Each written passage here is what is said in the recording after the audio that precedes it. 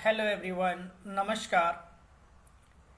भगवत गीता पढ़ने का सही समय होता है वो भी जब आप किसी विशेष परिस्थितियों से गुजर रहे हो, किसी ऐसी परिस्थिति से गुजर रहे हो जब लोग आपको समझ नहीं पा रहे, आपकी बातों को लोग अंडरस्टैंड नहीं कर पा रहे। एक ऐसा मोमेंट होता है जहां से आपको अपनी ज़िंदगी में कई ऐसे फैसले लेने होते हैं जो सामने वाले और आपके विचारों के बीच जो टकराव होता है उसको समझते हुए एक फैसला लेना पड़ता है। आपके सिर पर कभी ना कभी बहुत सारी मुसीबतें आई हुई होती है, आप कई तरह की समस्याओं से घिर चुके होते हैं, आपको लगता है कि आपके पास कोई विकल्प नहीं बचा है।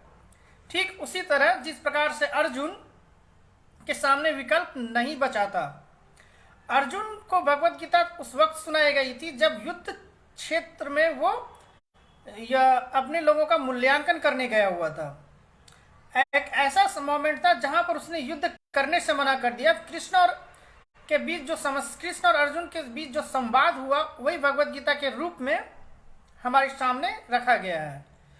ऐसा नहीं कि भगवत गीता जब आपके जीवन में समस्याएं ना हो, जब जीवन में ऐसा मोमेंट ना हो जहां आप काफी प्रॉब्लम से घिरे पा रहे हो, खुद को अकेला पा रहे हो, तब अगर आप भगवत गीता पढ़ते तो आपके जीवन से जुड़ा बहुत सारे सवालों का वो जवाब बहुत आसानी से दे पाएगा। तो ये भगवत गीता की खासियत। अगर आप बिना किसी समस्या में घिरे आप भगवत गीता को पढ़ रहे तो वो आपके किस सवाल का जवाब देगा।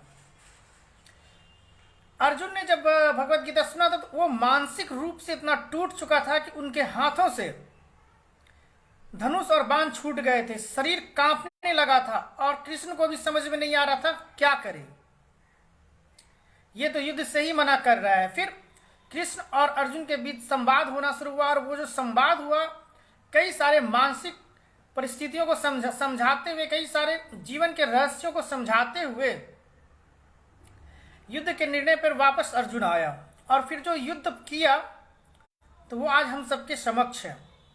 हर इंसान कभी न कभी ऐसी परिस्थिति से गुजरता है जब वो मानसिक रूप से टूट चुका होता है, और यही वो मोमेंट है, यही वो पल है, यही वो क्षण है जहां आप अपने आप को चौराहे पर खड़े पाएंगे और आपको अपनी जिंदगी के लिए एक ना कोई सही डिसीजन लेना होगा। और यही डिसीजन आपके पूरे भविष्य का निर्माण करता है, क्योंकि जो डिसीजन आप लेंगे उसका कोई ना कोई परिणाम आपको भोगना तो है, चाहे आप खुशी से भोगे या गम के सहारे उस परिणाम का स्वाद चखे। ये आप तय, ये प्रकृति का नियम है। आपके निर्णय का फल आपको मिलेगा ही मिलेगा। अगर आप अपने गलत निर्णय का दोषारोपण किसी के ऊपर भी करते हैं तो इससे आप उसके फल से नहीं बच सकते। डे टू डे लाइफ में आप देखिएगा, आपके जीवन में अगर कोई भी प्रॉब्लम क्रिएट हुआ है, कहीं ना कहीं वो आपके अपने या अपनों के गलत निर्णय का परिणाम है।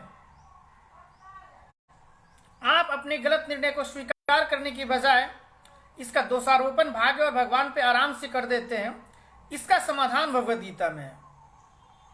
तो भगवत गीता उस समय अवश्य पढ़नी चाहिए जब आप किसी विषम परिस्थितियों से गुजर रहे हो, आपके सिर पर बहुत मुसीबत हो, आपको लगे कि आप हर तरीके से घिर चुके, आपके पास कोई विकल्प नहीं है, आपके दिमाग में ये बात लगे। यही वो मोमेंट है जहां आप जिस चौराहे पर खड़े, यहां से आपको कोई ना कोई एक रास्ता लेना है अपनी जिंदगी के लिए।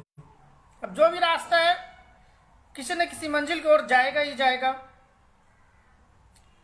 तो भगवत गीता आराम से पढ़िए, अपने लिए पढ़िए, दूसरों को समझाने के लिए बिल्कुल नहीं। अब अगर आप जब एक बार आप उसको समझ जाते हैं, अपने जीवन में कुछ बदलाव देखते हैं, तब आप जो भी कहें अपने अनुभव से, अपने ज्ञान से दूसरों को समझाने के लिए कह सकते हैं। जो समझना चाहेगा आपकी बात वो आराम से समझ जाएगा, जो नहीं समझना चाहेगा आप उसे 1000 बात समझा दे, वो कभी नहीं समझेगा।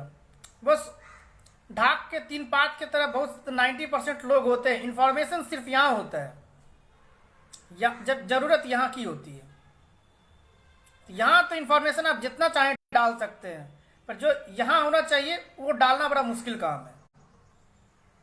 स्टेटस पर भी बहुत सारे इंफॉर्मेशन लगते रहते हैं, पर 1% भी मुझे नहीं लगता कि उस शानदार स्टेटस का लोग अपने जीवन में उस बात को उतारने का प्रयास करते हैं।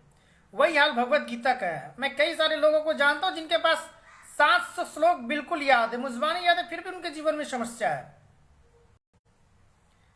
क्योंकि भगवत गीता समस्या से भागना नहीं, समस्या से जूझना सिखाता है, युद्ध करना सिखाता है। अगर आपने युद्ध का निर्णय ले लिया है तो युद्ध आपको करना ही होगा।